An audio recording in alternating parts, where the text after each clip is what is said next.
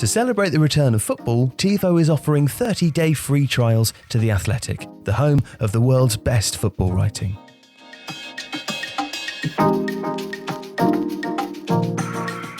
Carlo Ancelotti's AC Milan side of 2006-07 won both the Champions League and the Club World Cup.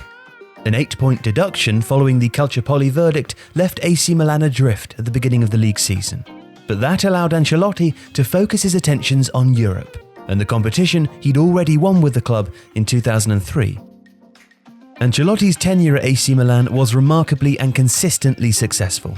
He won 2 Champions Leagues, the Club World Cup and Serie A, as well as a number of other trophies. Ancelotti has been characterised as a tactically flexible man manager, a coach who regularly adapts to get the best from star players with whom he's able to build a great rapport. He evolved his side from the one that he inherited from Fatih Terim in 2001, but midfield dominance was a central tenet throughout. Carlo Mazzone, the coach at Brescia, had converted Andrea Pirlo from a 10 to a deep-lying playmaker during Pirlo's loan there from Inter Milan.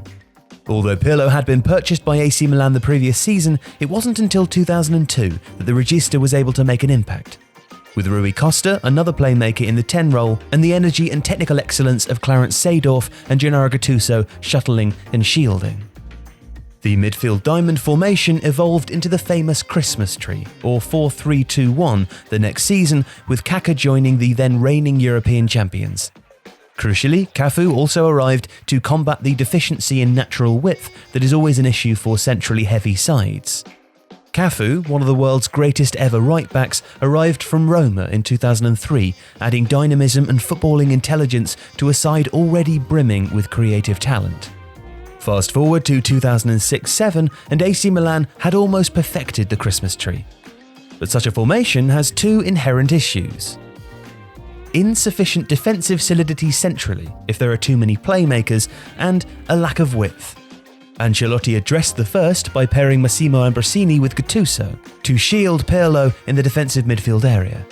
Seedorf played alongside Kaká in the attacking midfield line, but as Jonathan Wilson notes in Inverting the Pyramid, both Pirlo and Ambrosini were comfortable advancing, and Seedorf equally could play in a more defensive role.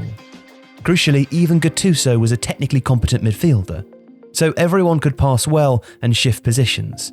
The image of 2 crunching aggressive runners alongside the elegant Pirlo is false. Width was created as AC Milan moved from a more static flat back 4 to one with attacking fullbacks. Cafu's acquisition was key, and by 2006-07, Massimo Oddo was pushing him all the way, even starting the Champions League final. Marek Jankulovski was excellent on the left and is generally underappreciated in the history of the role's development, possibly because he was one of the less obvious stars in a star-studded team. This meant AC Milan could dominate the middle but still defend and attack on the flanks, without requiring Seedorf and Kaká to shift into more of a 4-3-3 and thereby lose the formation's central dominance. So how did AC Milan actually play? Well, the focal point in attack was Filippo Inzaghi.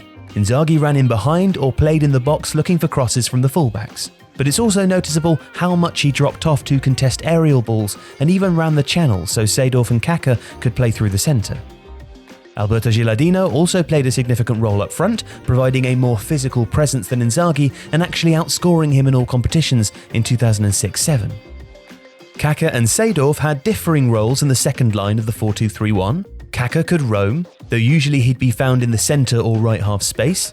His key function was to carry the attack through his dribbling excellence before playing the ball on or shooting. Seedorf, more robust under pressure, excelled at taking the ball from the deeper midfield line or the wide spaces, playing it back and then peeling off to attack the box. He would also drop quite deep, especially when Milan were transitioning from a mid-block, having won back possession, occupying a kind of left midfield role. Behind this, the common conception is of Pirlo orchestrating from deep, with Gattuso and Ambrosini protecting him. While Pirlo did occupy the primary playmaking role, Gattuso would also drop towards the centre-backs to pick up the ball and begin attacks with short passes, while Pirlo pushed forwards to find space between the lines. Ambrosini would push into the left half space, especially if Seedorf was more central and Kaká was further forward or wide. These purportedly destructive midfielders had far more of a role in constructing attacks than is often remembered. Though Pirlo was the main threat, His ability to play cross-field passes, to dink the ball forwards to the attacking runners, or to change the angle of the attack with a pass that left his foot at a 45-degree angle to his body was extraordinary.